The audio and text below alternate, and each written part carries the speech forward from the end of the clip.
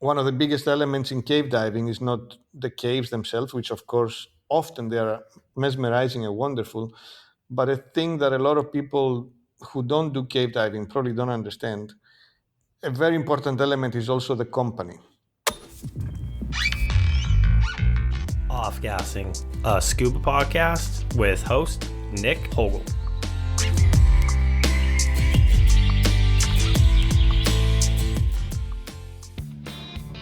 There is always an ongoing list of must-reads that I have compiled over the years since I've started my journey into the underwater world. I'm sure if you ask most divers, without skipping a beat, they could name at least 3 or 4. I would be willing to bet that on the top of most lists would be Close Calls by Stratis Kas. It was an amazing opportunity to sit down with him and hear his thoughts, insights, future projects, and much more. Please enjoy.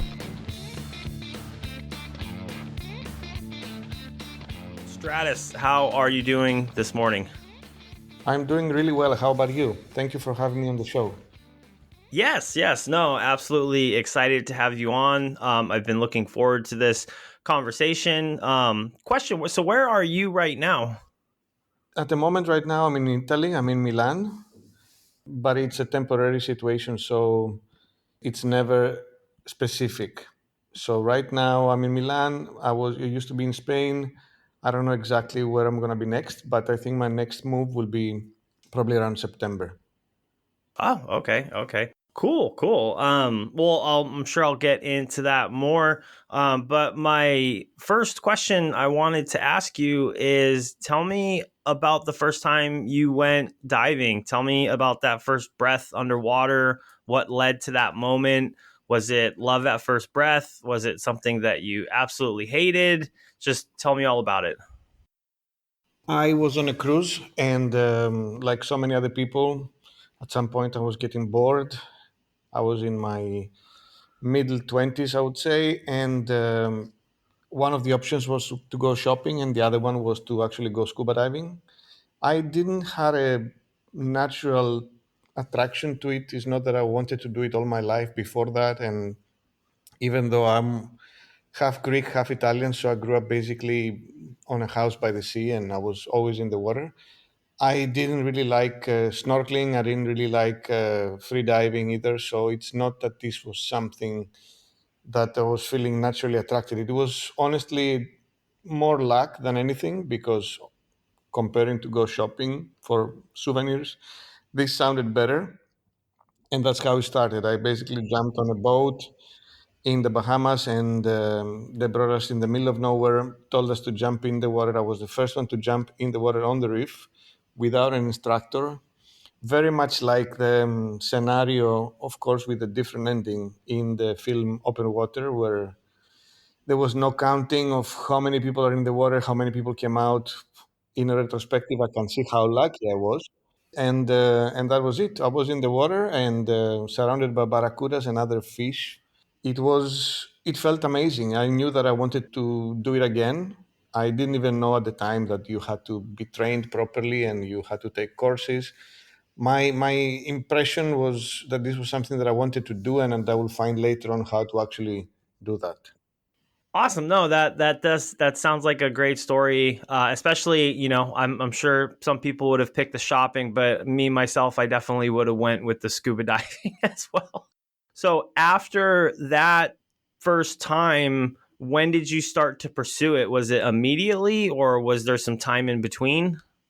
It was a year that I was focusing on traveling around the world for my own pleasure in trying to invent myself work reasons to travel. And I was kind of alternating. One month I was going somewhere very cold and very snowy, and then the next month I will go somewhere very warm and very tropical. So once that started, I every time that I was in a tropical place or in a warmer place, I was pursuing diving. And by diving, I mean a DSD. I did probably 5 or 6 DSDs before I realized that I had to actually go and do a course in order to avoid doing what is a DSD, because in my ignorance and also not so much interest in finding out more at the time, which I just wanted to have a good time. I just thought that this is what diving is like. Unless you're an instructor, you go with an instructor the way a DSD is. They guide you, and they take care of you, and that's what it is. So I did four or five different DSDs in different locations. They were all a little bit adventurous, I have to say. On my second DSD, I was in Hawaii, and because the mask was not properly fitting on my face, the instructor, when we were at the bottom of the in the open water, he removed the mask from my face, tried to put another mask on me. Remind you that I'm a DSD diver. The second mask didn't fit as well, so he told me to wait there, took away all the masks. I'm without a mask at the moment. And he went up in the boat to pick another mask that maybe will fit me. So I was left in the bottom of the sea.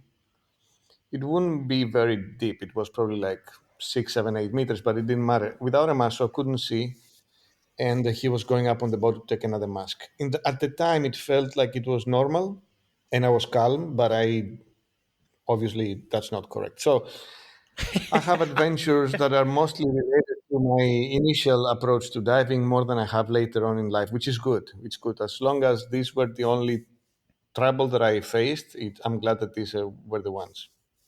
That's pretty good for you to stay calm, because I'm sure, I mean, I know that's a troubling skill for a lot of people to have their mask off under the water. So when after these DSDs, when did you decide, like, hey, let's go get a certification? And then, because you're pretty accomplished as a diver, so was there a point, or was it just kind of gradual over the years, or was it just, okay, now I'm into this, let's start getting some certifications?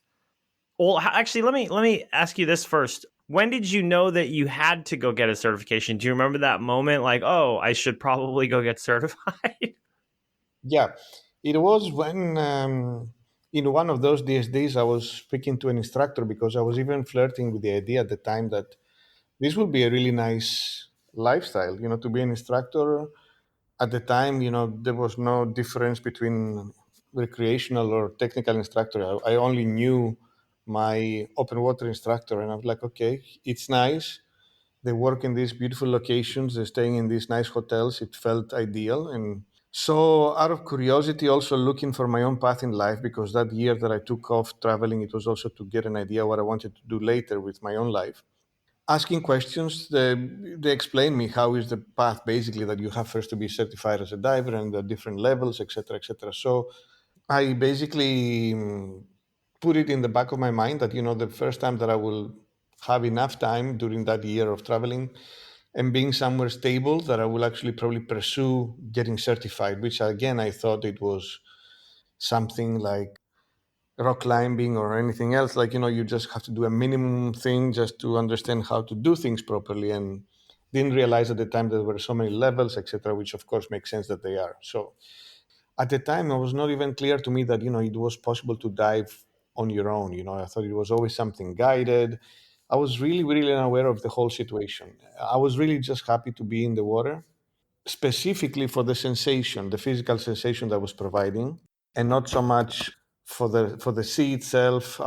Okay, in the Bahamas and in Hawaii, the landscape was nice. Greece was more bare, if you can say that, because it's a little bit of a more deserted sea. So you have great visibility, but there was not much to see. There was not much fish, especially close to Athens where I was.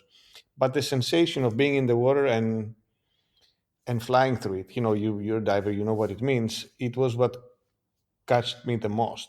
It was really nice. At the time, also, I was very lucky to have an open water instructor in Greece that I didn't know about. I just met him by walking in the closest diving center close to my house.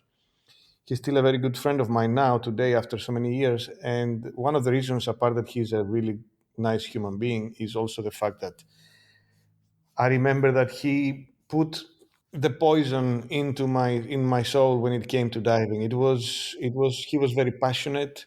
He was working a typical instructor, recreational instructor lifestyle at the time for someone else that we all know what it means. It's not exactly all luxury and fun life. But on my side, I thought he had the coolest and the nicest job in the world. He looked like the happiest man in the world. So because of that, I enjoyed the course incredibly. At the time, you even had simulated decompression stops on your open water, because it was preparing your mentality for what it will come later on. So it didn't feel just the basic open water course that people do today. It felt a little bit more technical. It felt a little bit more involved, and also a little bit more serious. It also was much longer. It took me 11 days for the course, so but it was really really worth it. So from then. And the reason why I did the course also is because I realized that I wanted to travel to Egypt and went to dive in the Red Sea, because at the time you couldn't even Google things. I mean, probably you could, but you were probably Yahooing things at the time. Google was not around, and I was looking for mostly word of mouth. Where is like a nice place to go dive? And Egypt was the closest destination to me, the more affordable one, and I was really excited. I was anyway planning to visit Egypt as a tourist, and I thought like I could actually add to that the diving. So I went ahead and went with my sister at the time, and we did the open water course, and didn't end up going diving in Egypt because it was too hard to organize from where I was to go all the way down to the Red Sea. But the motivation of going to Egypt pushed me to do this open water course. Then, a couple of months later, I was moving to Nevada in the US, in northern Nevada. So I did my advanced open water in Lake Tahoe in the United States. So a completely different situation, 7 millimeter wetsuits, altitude, lake, really cold water, and again, a dramatic situation there with an instructor. I mean, she was probably inexperienced at the time, but me and the other people in the course let us drift all the way to 40 meters, even though we were just doing advanced open water course. And then when she realized that, she panicked and pulled us up really quickly. I had a little bit of an idea that like, we are not supposed to go up too fast because of the open water course that I took. And I was, like I said, it was a little bit more involved into some information that was not part of the course. So I requested, and probably this is one of the few times in my life that I requested things like that, to change instructor, and met another very inspirational instructor. And after this course, I knew that this was for me. Surprisingly, then I took a big break because my work brought me to Paris and I couldn't really dive easily when I was in Paris. And it took many years, a few years to come back to diving. And again, on a summer situation, I was with a friend, wanted to introduce this friend to the world of diving because I had good memories from that. Went and we both did a DSD because even though I was certified at the time as an advanced open water, I needed a refresh. It was more than 5 years that I was out of the water, and that's the time that I really fell in love. That's when I said like, okay. My friend fell in love with that as well, so she decided to go ahead and do open water and advanced open water straight away. And I'm like, okay, what am I doing here? I need to do a course as well.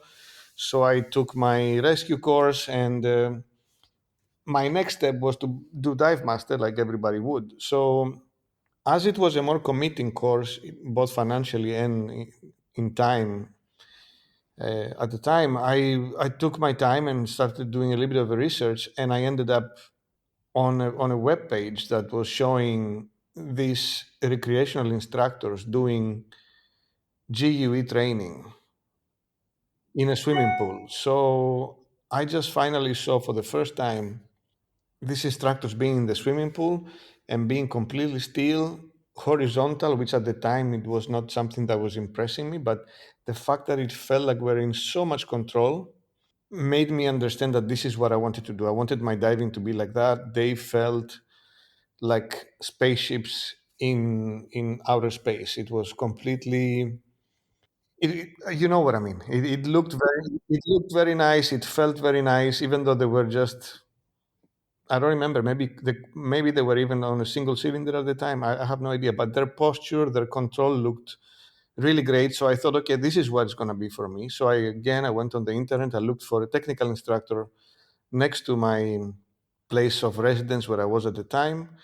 Found this instructor that we stayed together for many years after that, and went ahead and did a Innerspace Explorers course, which is a deer course similar to GUE in many ways and different in other ways, but the fundamental structure of it and also the fundamental expectations from the divers were the same. So registered for that course, was very excited. Going on the first day, I still have those pictures. It's a really nice memory. I have the pictures of day one, which I'm really excited and smiling with everybody else on the surface.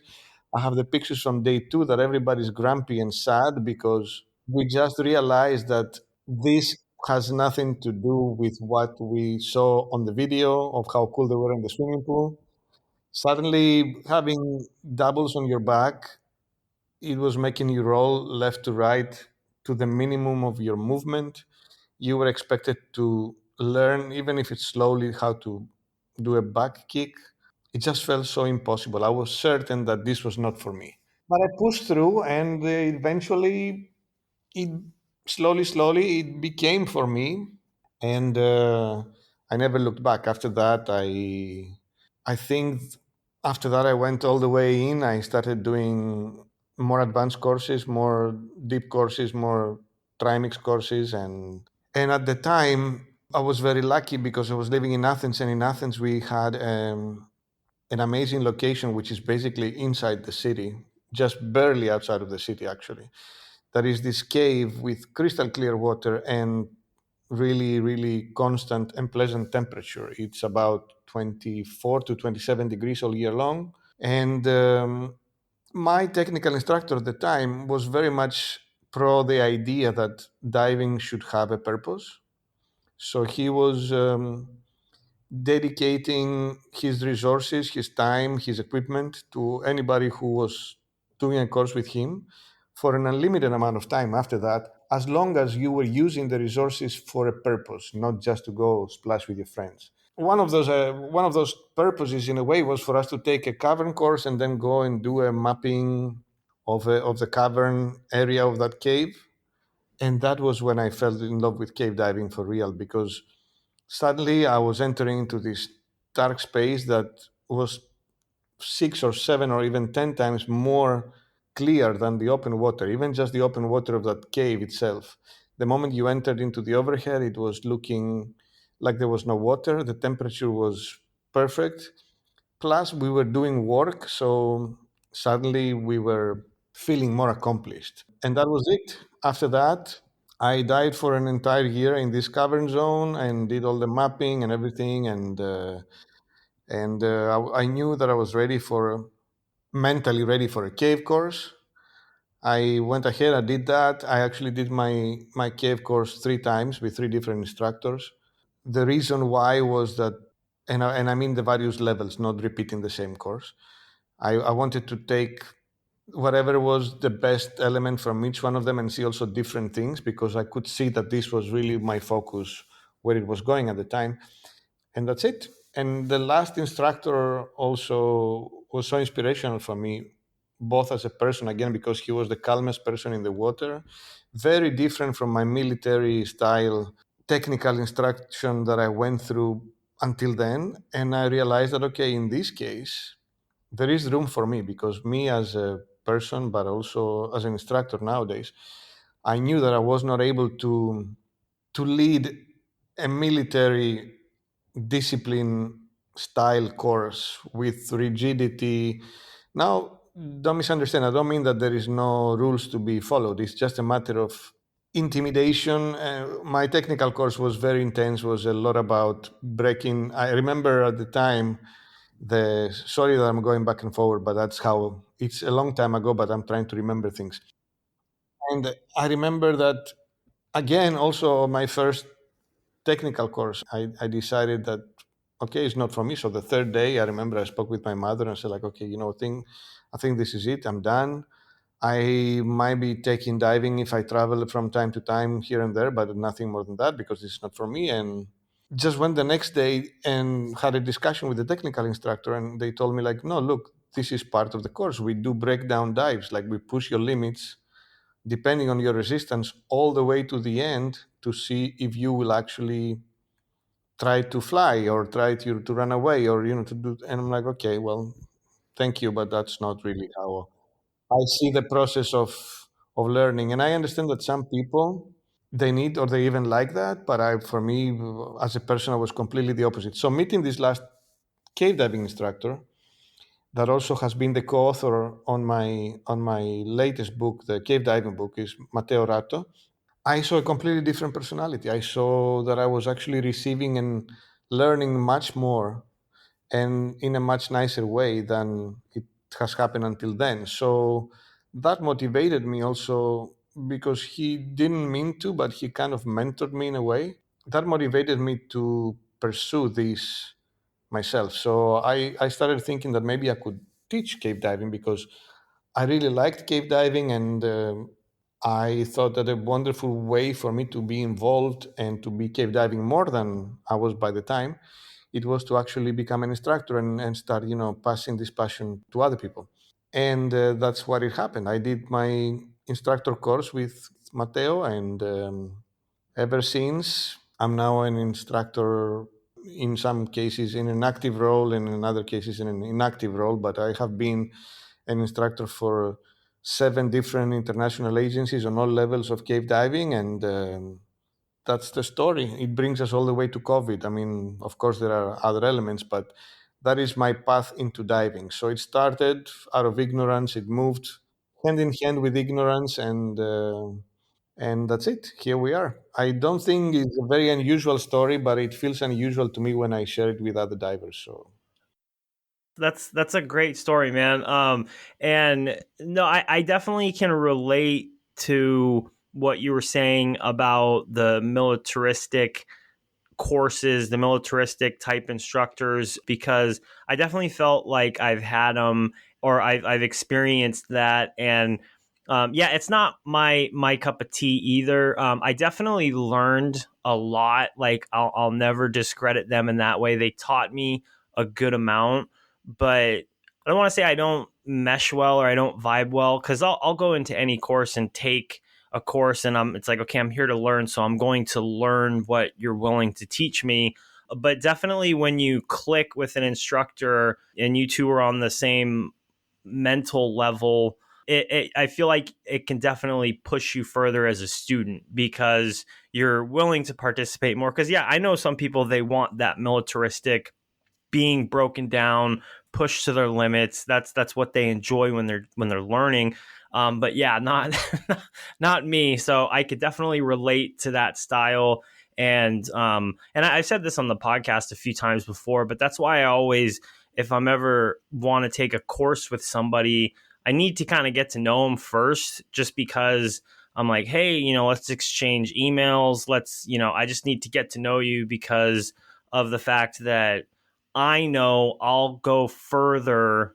Either way, I'll learn from whichever individual, but I'll push myself to go further if we're vibing, if we're clicking, if we're like, okay, we're meshing on a, personality level, as opposed to, I'm just here to learn. I can't wait to be done with this class, but I'm here to learn, But if you, so I definitely completely can relate to that. Just a random question. So, you moved to Nevada. What brought you there? Work, you were saying? love. Oh, okay, okay. How did you like Nevada?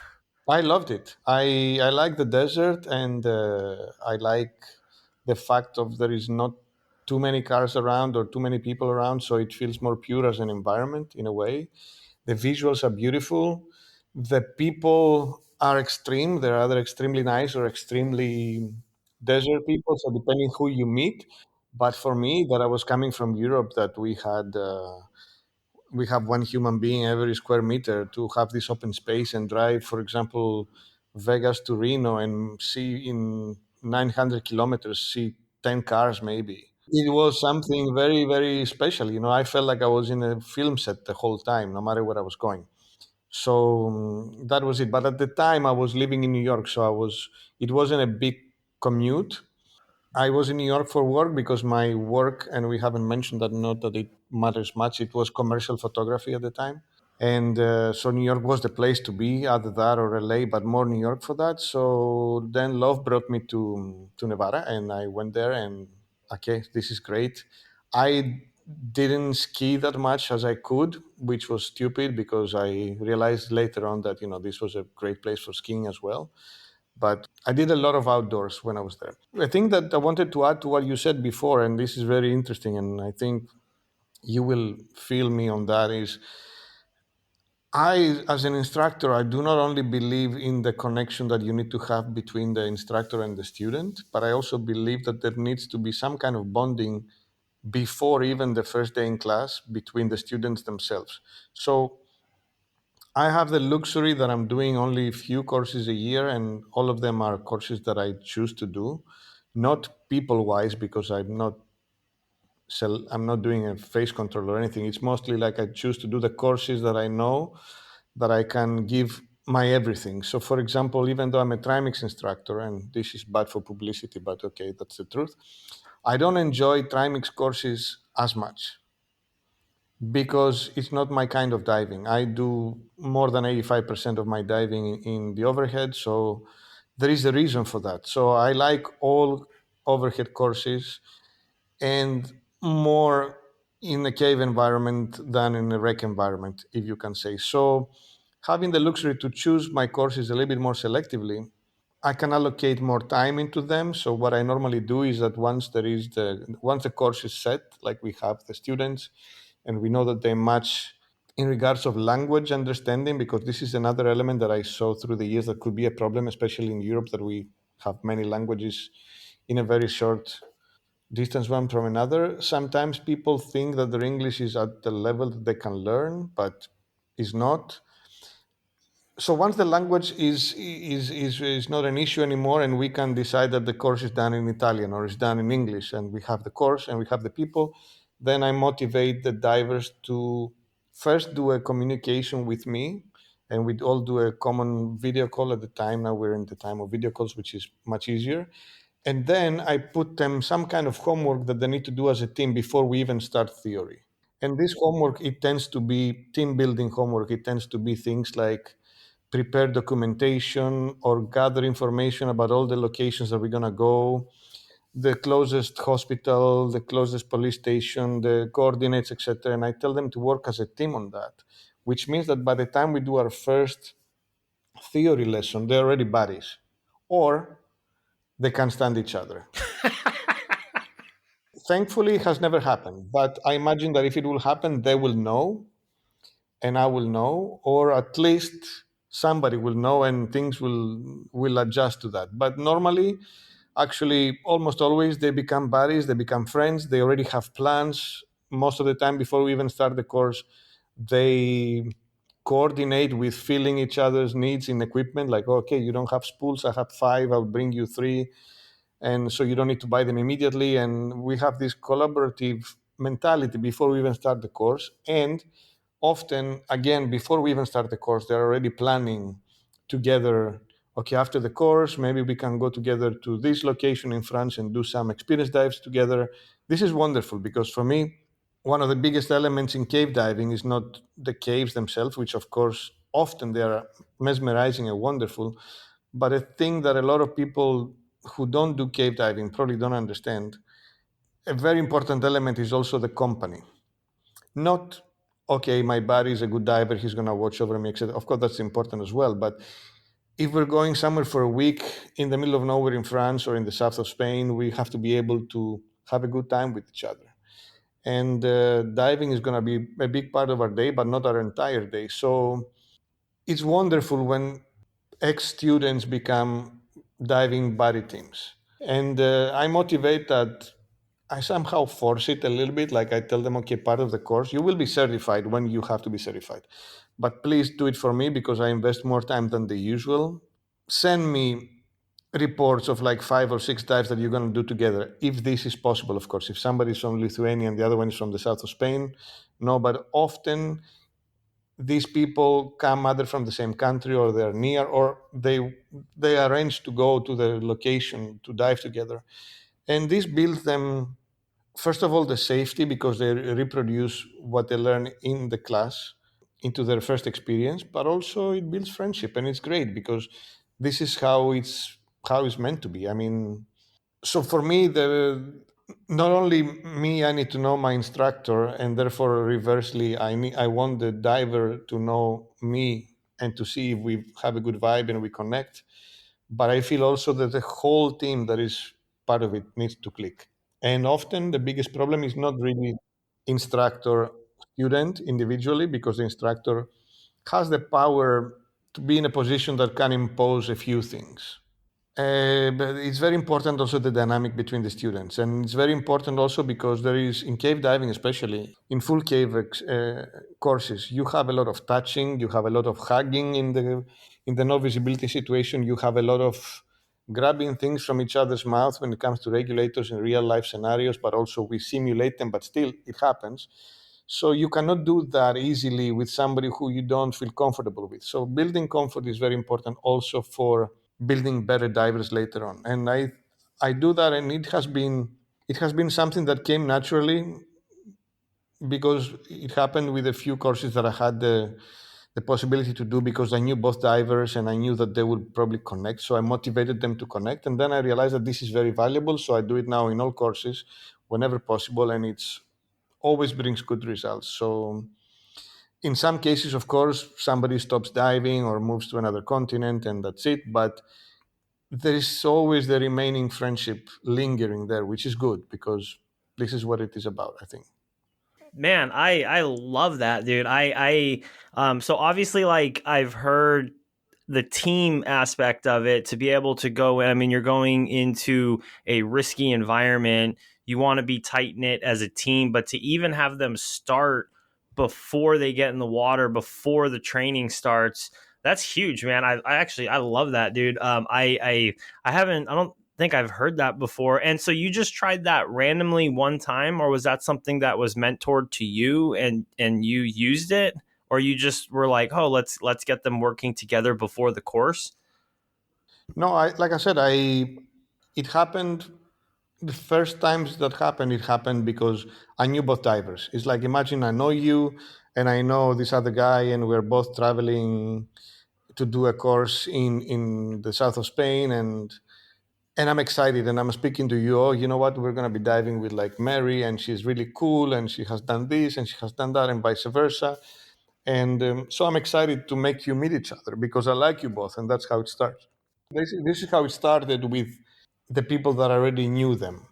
But then seeing, I mean, I knew them, but they didn't know each other. So I saw that suddenly they're coming to the class and they're happy to be there. They are coming to the class and they're already showing team bonding signs, like they make coffee for each other, and it's wonderful because it's effortless. You don't even need to do that. So if somebody is feeling like wants to serve or to take care of the other person instinctively before even the course starts, when it's gonna be about saving his life or even just making his dive more comfortable, it's even more natural. It's a no question at the time. So it happened by accident, I would say. But now, like I said, I do it as much as possible. It actually saddens me when it's not possible because there have been a couple of cases that some people are just too different, and even though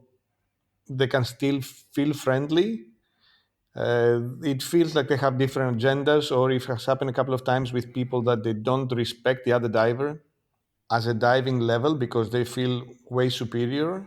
These are actually the exceptions, it's not the rule. Another thing that I do is that, for example, if I have, and this has also worked really well for me, if I have two courses that are running nearby, and one it's a full cave course that will go from cavern, not from cavern, sorry, from intro to cave to full cave. And then I have another student that wants to do only the full cave part because he's already certified as an intro to cave course. I often motivate the second student that doesn't need to do the intro to cave course to redo the intro to cave course free of charge with the excuse of a refresh for them. Eventually, it bonds even more the team, and literally those courses we end up not just that we cannot wait for them to be done, but we are actually very sad when we are on day two before the end, not even just on the last day. It just feels like, okay, this is coming to the end. It's so sad, because it feels so good. It feels so good in and out of the water. So there is different methods, but I understand also that this is probably my privilege because, like I said, I can do fewer courses. I can invest more time. It's not my primary method of providing finances to myself.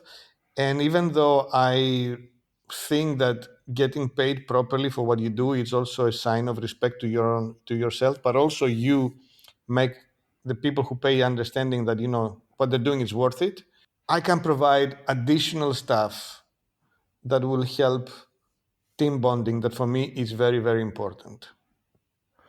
No, man, I like I said, dude, I absolutely love that. I think that's so great because you're creating you're creating the dynamic before the class even starts.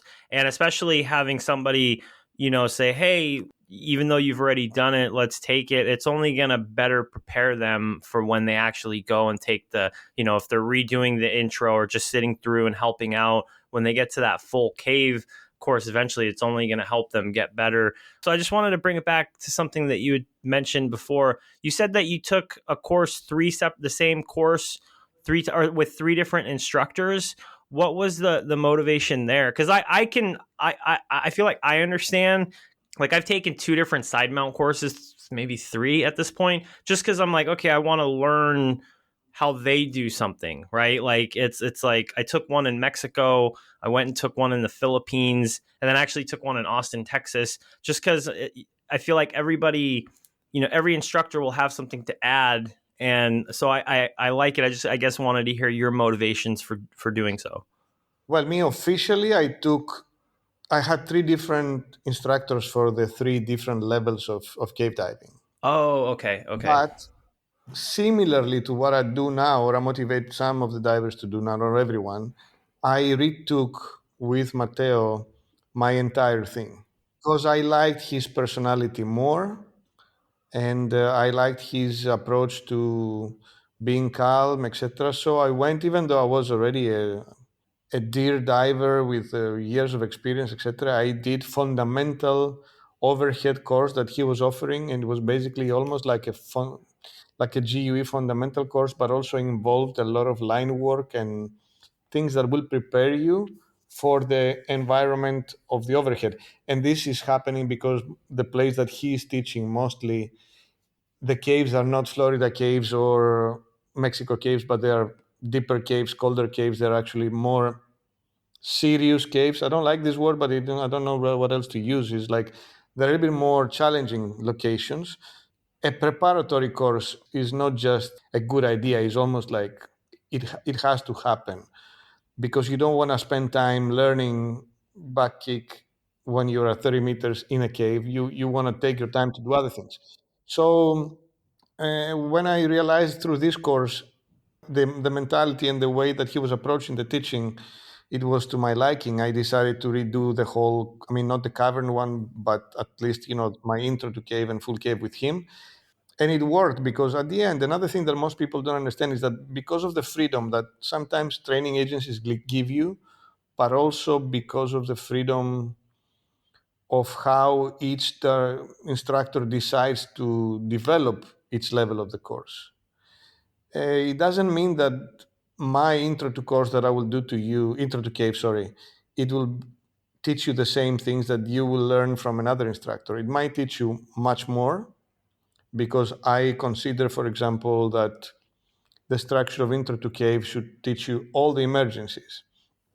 And another instructor, through the freedom of the training agency, they might feel like, they want to just push it to level one and then let you digest that. And that's okay. Both ideas are valid, at least in my view.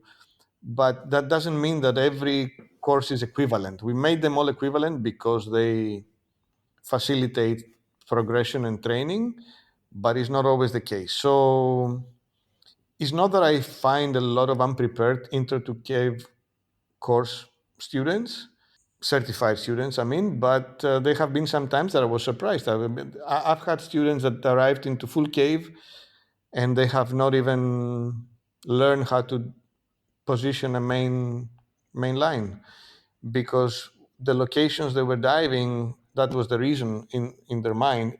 They had permanent lines laid in already all the way from the surface, but this doesn't mean that it's not part of the curriculum. So even in the cases that they are not able to do it, we go through a very thorough Zoom call or video conference that it's more of like an interview to understand what these students know already, where they feel comfortable to, and I motivate them very, very gently and very kindly to be honest, because it's not really their fault. I mean, I'm the first person that did everything wrong in a way through all my learning, and when I didn't do it, it was just purely because I had the correct instructor in front of me, which I didn't do any research to find it. I was just lucky to find these people, and this is how it's done. So no, I didn't actually repeat the same course three times, which I know people that have done it, and I think often it comes from, especially in cave diving, it often comes from. I don't know if you're a cave diver. I'm sorry. I have a little overhead training. I am actually going this May to Mexico to start my overhead training. So I have my cavern intro, and then depending on how that goes, I'm going to be going into full cave. So I have right now, I'm planning to be down there around like 6 to 8 weeks. And my goal is to come back out because I'm based in Malaysia right now. And there's a lot of exploring going on in the Indonesia area. There's a lot of Yeah. caves that are coming up. So the goal is to come back out here and do a little bit of cave diving, but we'll see how far I get when I get to Mexico. So, but yes, and then I've done an advanced. Good luck with that. I think you will enjoy it. Thank you, thank you. But I have started, like, I did an advanced rec course, so there was a lot of line laying, some lost line drills, and I did that in the Philippines, and so that was kind of like my prep work to go into, because obviously advanced rec, that's overhead environment, and there's some different aspects in there, but I feel that I'll be able to relate certain things. But so I have a little bit of practice with line laying, not a lot, obviously. I need more. But yes, it's a route that I'm going into. Nice. Well, again, good luck with that. I'm sure you will enjoy it a lot. The reason why I was asking you that is not to bring the conversation in areas that you are too unfamiliar, but I think at the end of the day, it's common sense. So, a lot of the, especially a lot of the full cave students that come to me to do the full cave course, so they are intro to cave at the time, and that they feel like they need to redo the course from the beginning, because it has happened also that they actually either accept my proposal with a lot of enthusiasm or they propose it themselves. So it's the same reason at the end. Often it comes because of where they took the course. I think that a lot of students, and it's not their fault because it's not their responsibility, don't understand, but it's very important to put it out there. It's like, as much as to do a cave course, three elements need to click together at the same time: the ability of the student, the ability of the instructor, and the correctness of the environment. If you want to do a cavern course and you're trying to take this cavern course in a location that they don't have truly caverns, or they have only one semi cavern that it's very, very short and then it becomes cave immediately, and two things can happen. The instructor will push the limit a little bit more, especially in areas that are not clearly marked with, like, here's the beginning of the cave zone. And that is really not a good idea. Or they will just do a very basic course that it's not really going to be a preparatory course for the overhead thing. Same way on the next levels, there are some destinations, like if you go to France, it's much more complicated to do complex navigation than you will do it in Mexico. So it sounds a little bit snobbish, but if you are actually thinking of pursuing this sport seriously, I think understanding the location of where you're going to do whichever course you want to do, then your diving can happen anywhere you want because caves are caves. But when you're learning, it's important to understand that either if you learn in a specific area, that you're only prepared for that area, and if you go somewhere else, you should at least look for some kind of help, some kind of mentoring, some kind of guide, anything to understand the specifications. If you have always dived in Mexico and then you go to Florida, the flow is going to devastate you.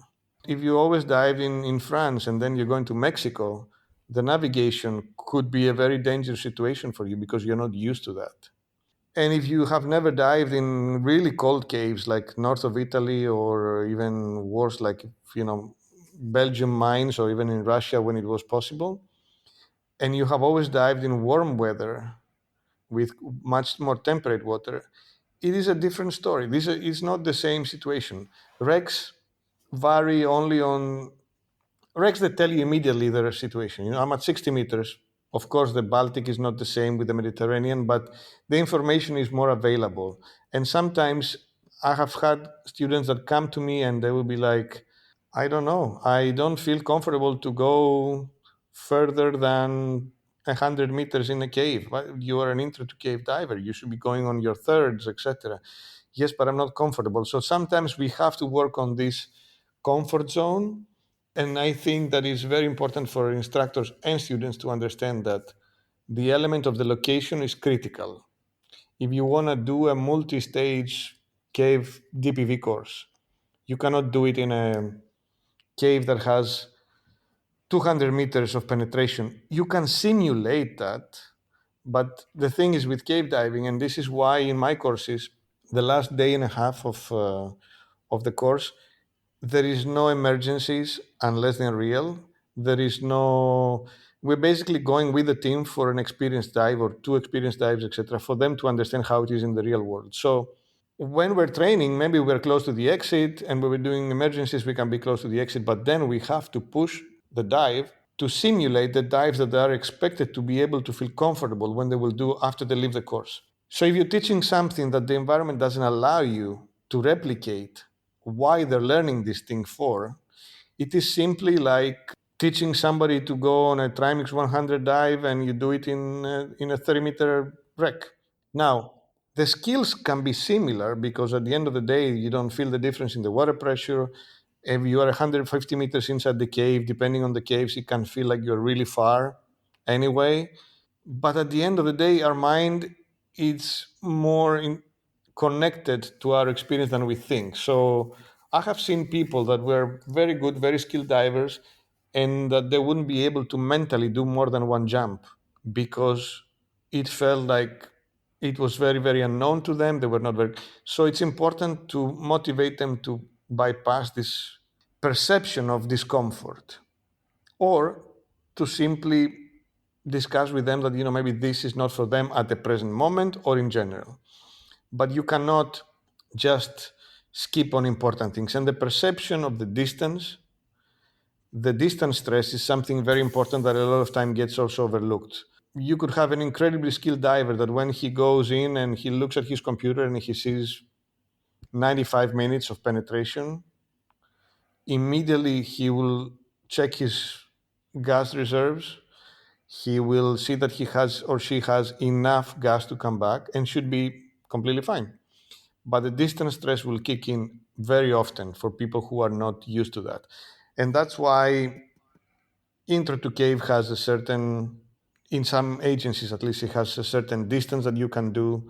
Full cave is a little bit more, and then stage cave with one cylinder, you do a little bit more and a little bit more in order to soften this distance stress, and also to allow the person that will actually experience distance stress or even pre-panic, because this is also possible to happen, the closest possible to his comfort zone.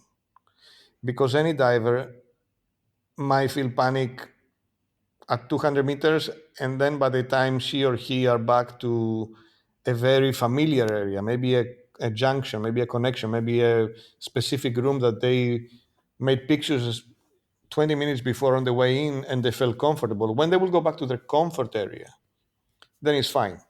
But if you push somebody who has never been in a cave all the way to a kilometer in, you are taking a bigger risk because there is a much larger area that he or she has to go back before he goes back to comfort zone, both in real and in a sensation level. So maybe it's not far, but it feels far.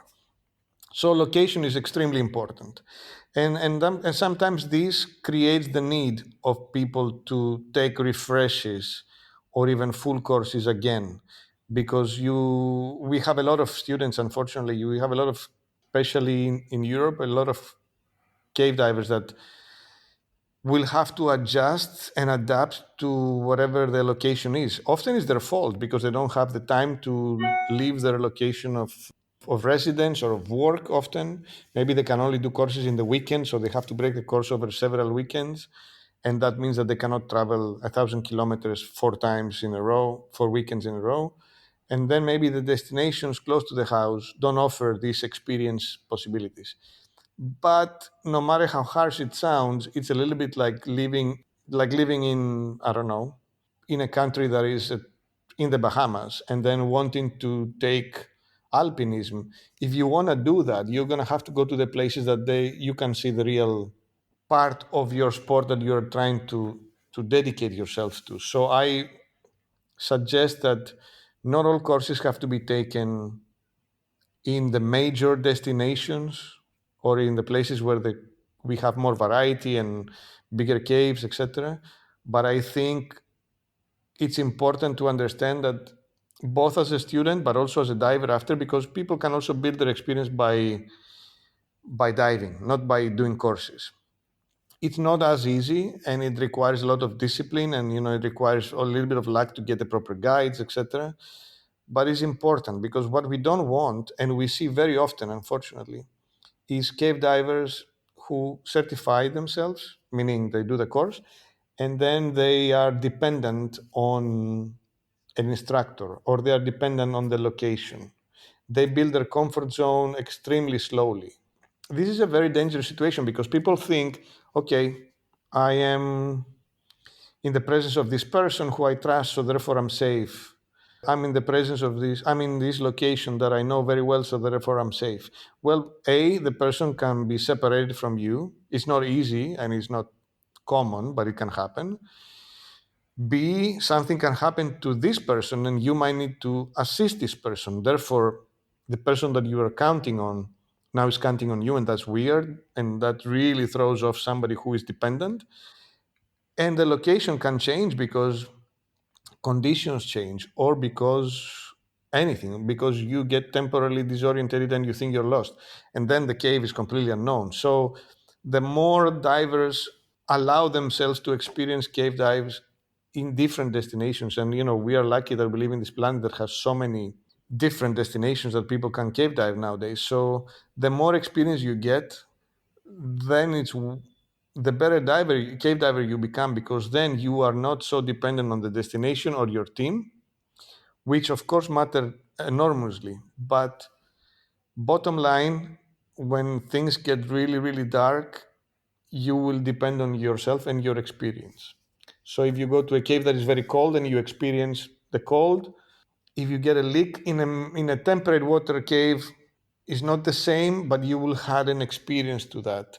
And this information and will help you remember some kind of familiarity sensation that you had when you were just diving without being flooded in a colder cave in general. When you dive in a situation that you dive in a milky cave because it's naturally like that, like some of the caves in France, they are not naturally like that, but they often have bad visibility. If something happens and you are in a zero visibility situation, you have this previous experience. Variety is extremely important. Man, no, I absolutely love that, just because coming from Texas, Mexico is basically in our backyard. Florida is just a hop, skip, and a jump, a few states over. And you do hear a lot about the big differences. Like there's Florida caves, there's Mexican caves, right? And so I originally I went and I did a side mount course in Mexico. I felt really comfortable with the shop, felt really good about the instructor. So I told myself when I start to go in, or when I do my cave, start going down this route, I'm going to come back to this shop. But I already know, like, if I ever go to Florida, most likely there's going to be a course before I even get into a cave. Like, I wouldn't just jump right into it just because I hear they're so vastly different. And then plus, I do enjoy taking classes. Just, like I was saying earlier, I've taken 2 or 3 side mount courses just because I feel like there's always something to add. There might be a little bit of the safety net factor going in there. Like, okay, I'm in a course, I should be safe. There's always various factors, but no, I love that whole thought process, like just get different experiences. Because yeah, I'm sure if you took somebody that's only been diving in caves in Mexico and then brought them to Florida, it would be like a punch in the face. Like they probably wouldn't know what to do. So it's definitely that's some amazing advice. Just because I don't know how often it happens. I guess you probably see it more being an instructor having somebody come in, and then also too, that was another reason when I was planning to go to Mexico. I was like, I want to go do a big chunk.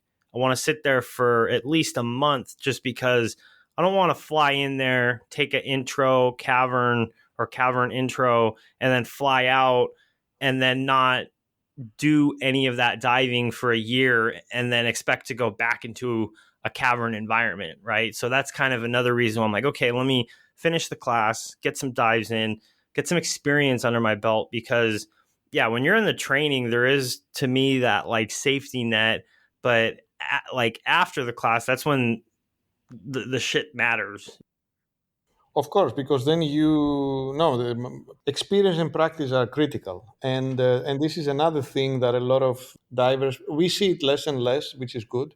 In the previous decade, you could see more, especially in Europe. For some reason, cave diving was the ultimate certification card you had. So it didn't matter if you were cave diving or not. When you were going to on a boat or you had to show your card in order to fill your cylinders, people will show a cave certification card because it kind of separated them from the others, and that was the perception at the time. Unfortunately, I even had students like that. They just do it for their ego, for the show off, or maybe I'm just too harsh. Maybe they just do it for the experience, to experience the course itself. But there was a lot of ego involved as well, so I'm pretty sure that this is the case. And what happens is that if you don't, like anything else, if you don't do it a lot, you become less and less proficient every time. And of course, you are not proficient when you're done with the course. You are proficient. Actually, you're never proficient, but you become better every day that you dive. So, what you decide to do, which is to do the courses and then you stay there and experience what you're learning, is going to be giving you a hell lot of like a jump start on two things. First of all, to understand if you really like it, because during the course, you are probably excited because of the instructor, because of the skills, because of the new environment. And maybe then when you're done with that, you go on a cave dive and you're like, okay, this is nice, but it's not for me.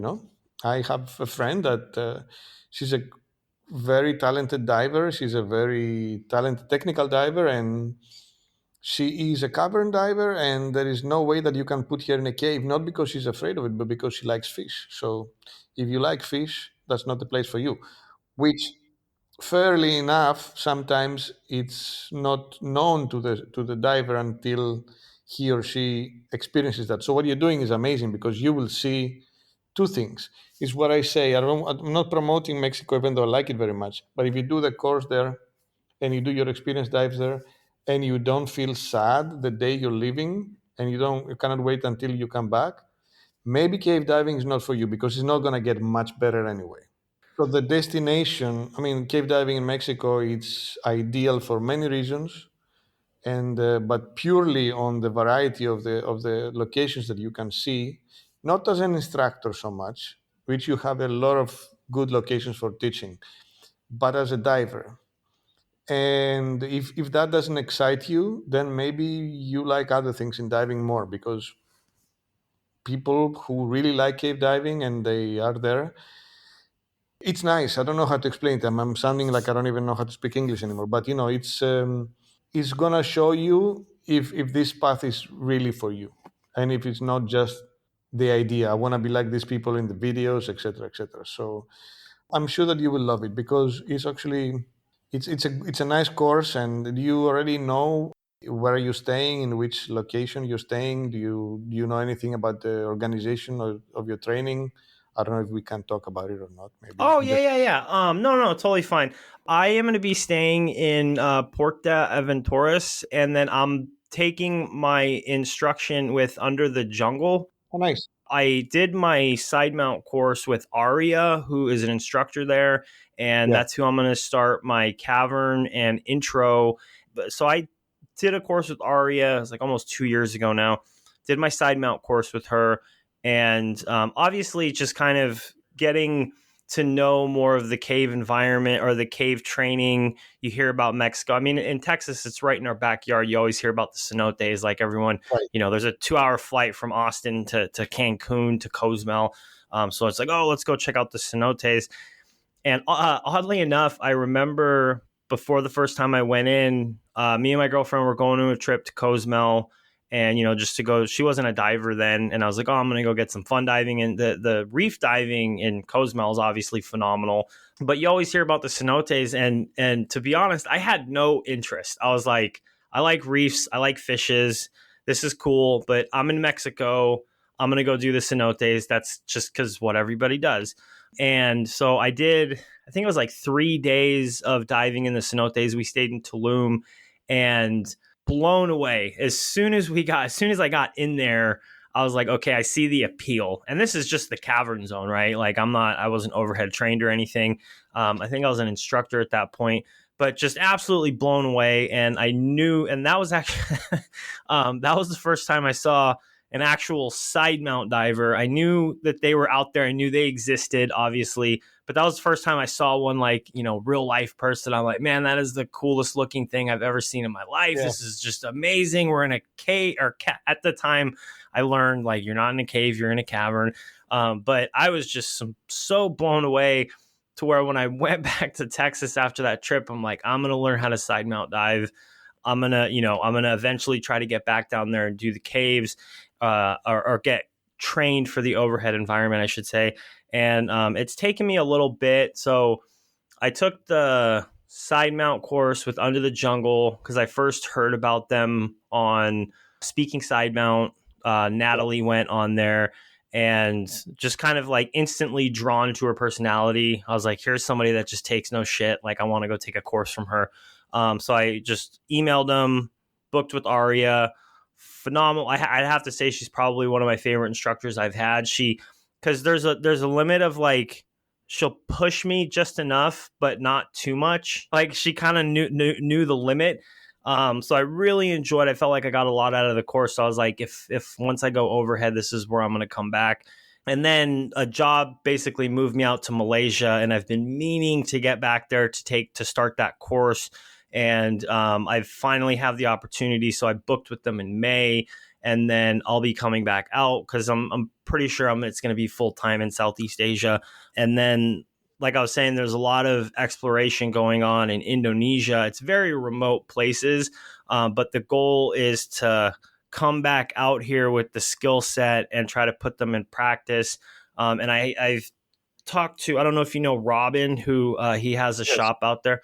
I've talked to him. He's been on the podcast, and then I would like to go and continue my education with him, but then also keep putting what I learned into practice out there. Just because I love Southeast Asia.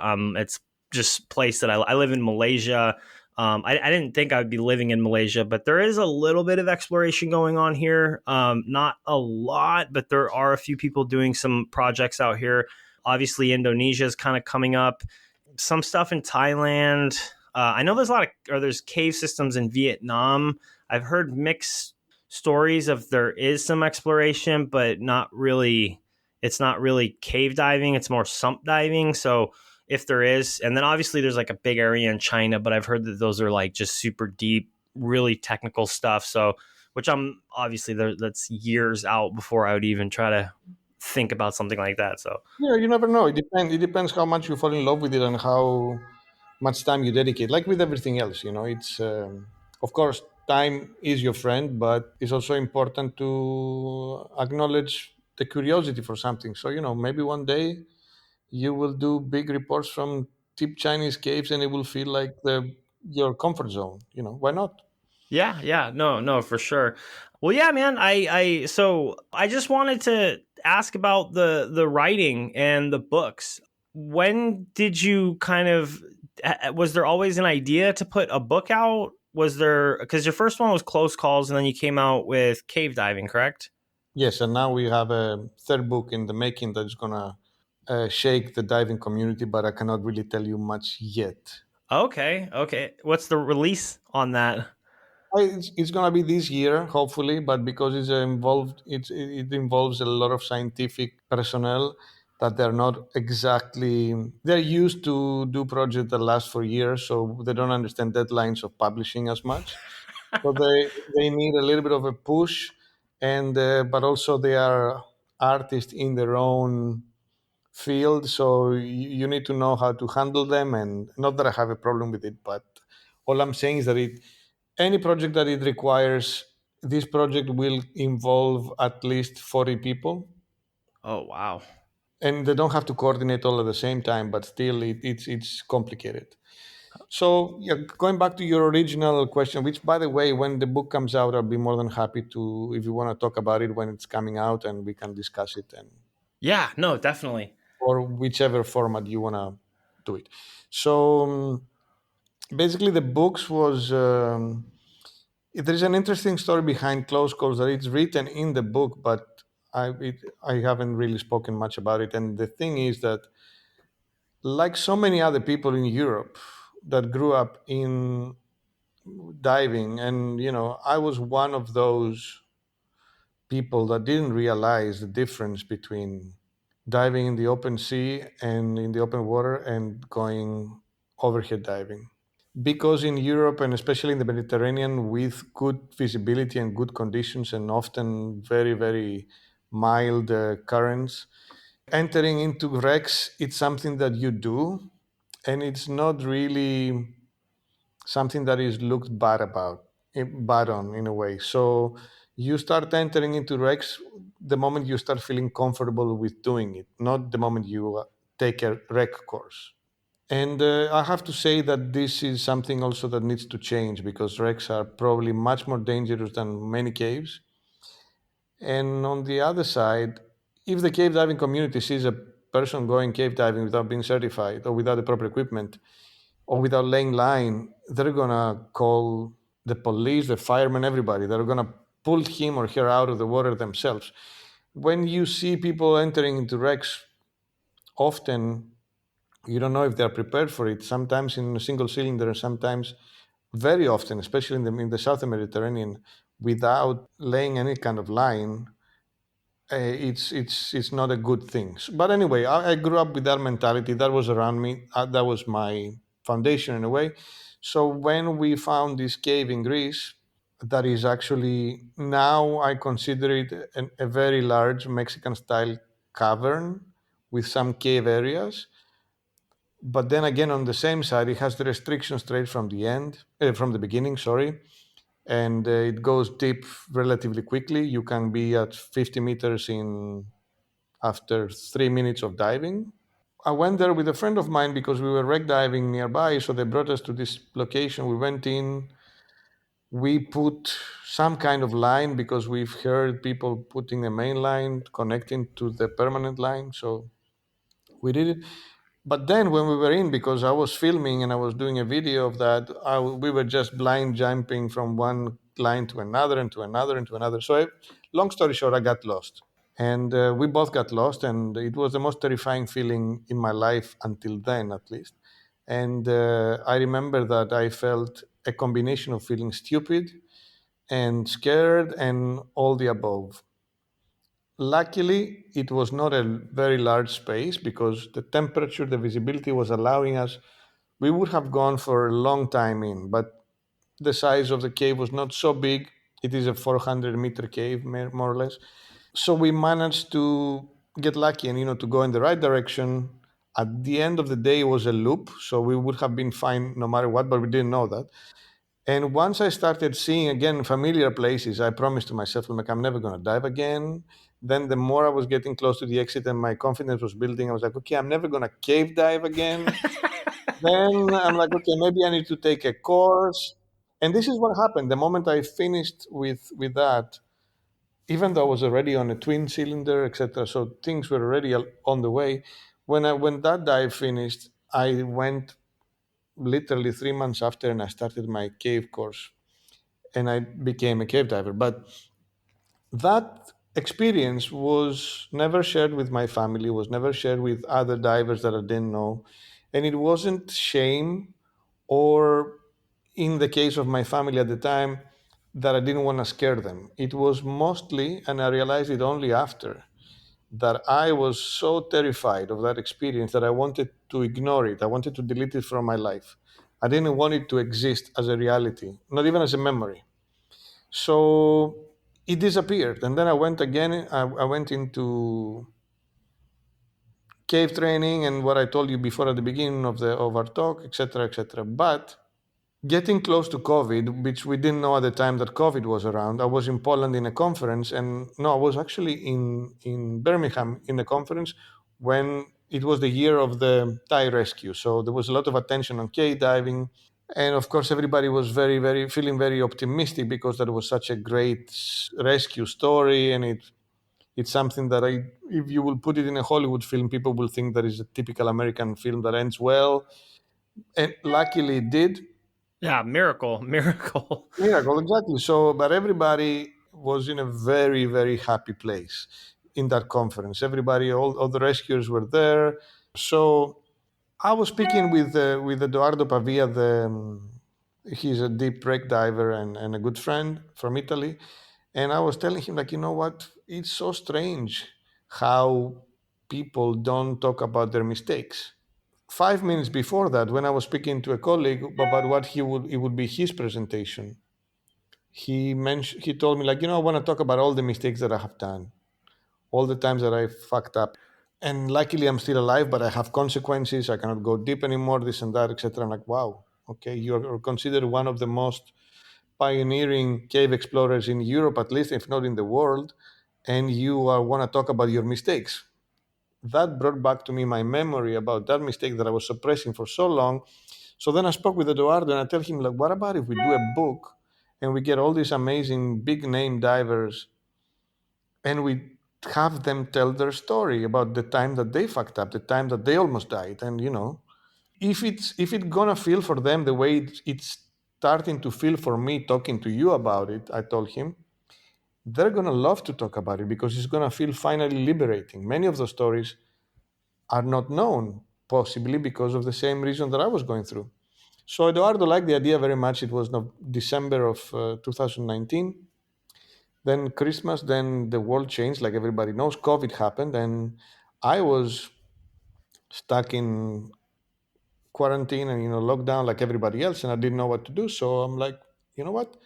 Let's put this book together. Why not? So I spoke with Eduardo. We put down a list, and I worked on getting in touch with everybody else. And I have to tell you that out of maybe 75 people that we contacted, 68 people came back to us. So it was a tremendous response. We didn't have to filter much or anything, I have to say. And a very, very few people either really told me, you know what, I would like to help, but I don't have a close call story. And I respect that. Or they just didn't want to participate, etc. But getting 68 people to respond out of 75, it is a very good ratio. And I realized that we had something special in our hands. And then the book was born. It kind of started let's say, my career starts as a photographer. Before that, I was a journalist. So I was always comfortable with writing in a way, much more than with speaking, I have to say. That made me feel like, okay, maybe I could combine two of my passions, which is diving and literature part with that, like the writing. So close calls came along and it went really well, and I have to say that I'm very glad that it did, because I think it's a tool for a lot of divers. Like, if I would have read close calls, I would have felt completely different about my experience when I did my own mistake. I'm glad that it became a very popular and a very well-known book, because if it helps even one person, it's a good thing.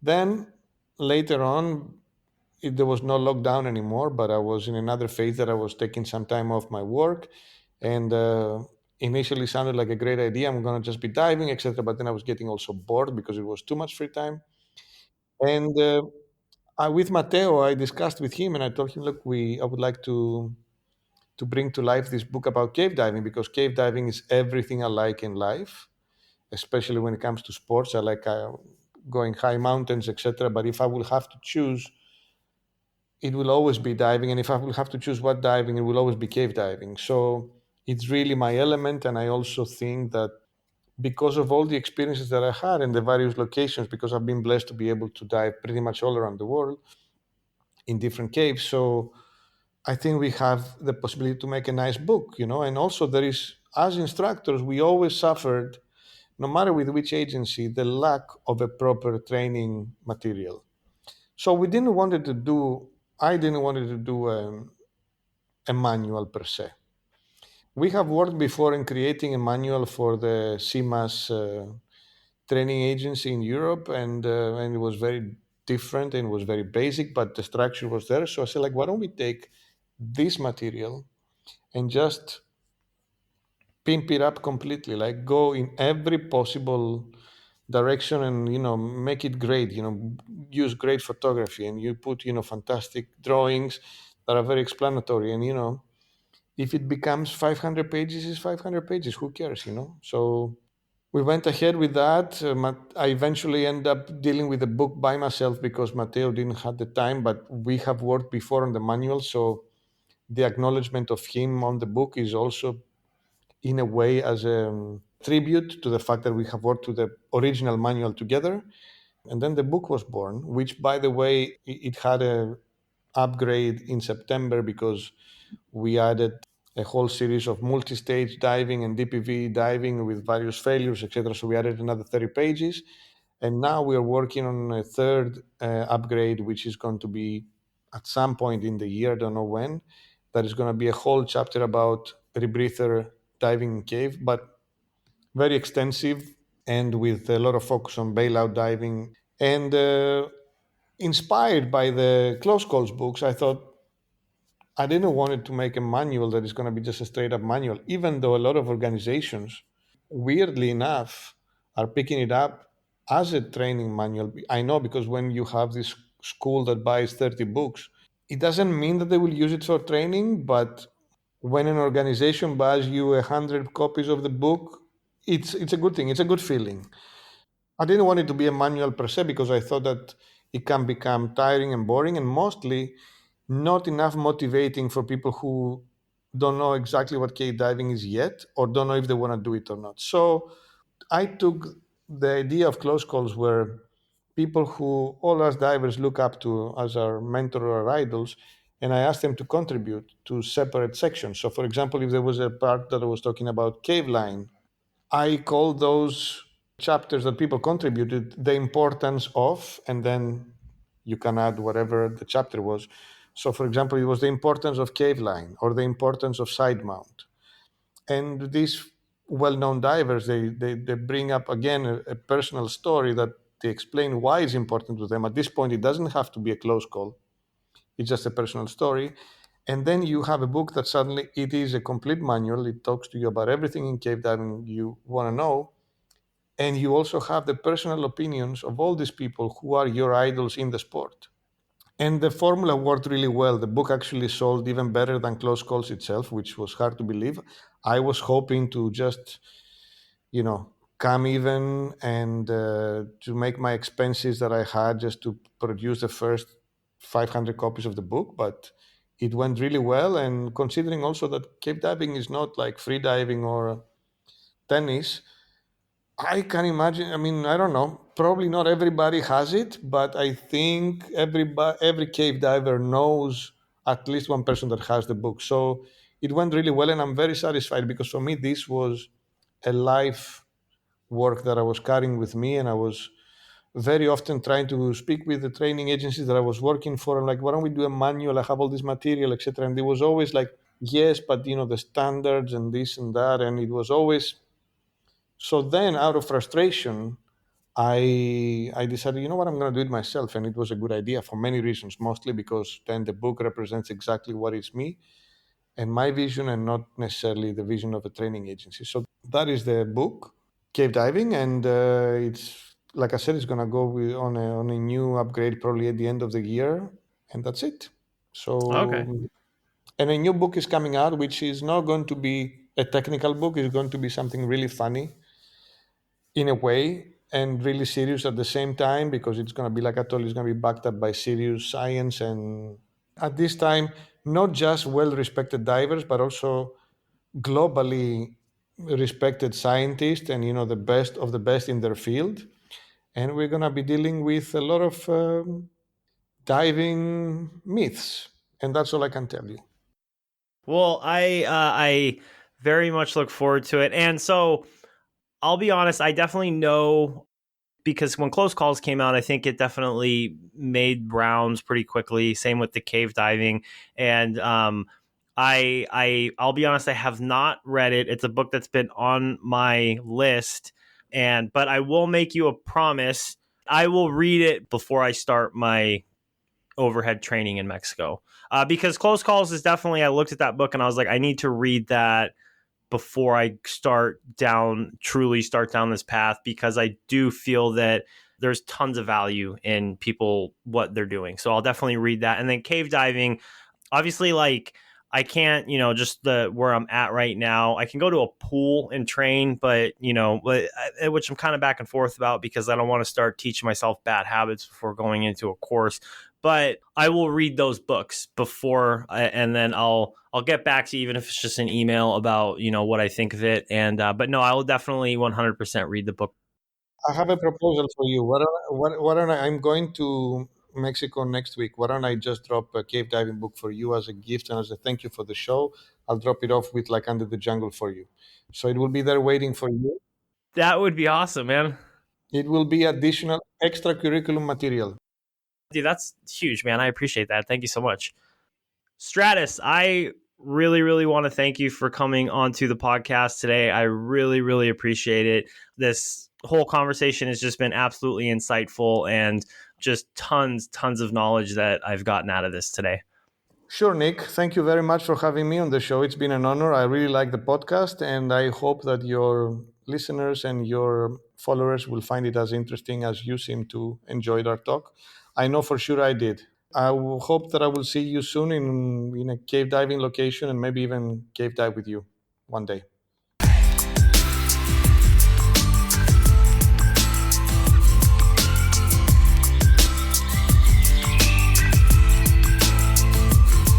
Off Gassing, a scuba podcast.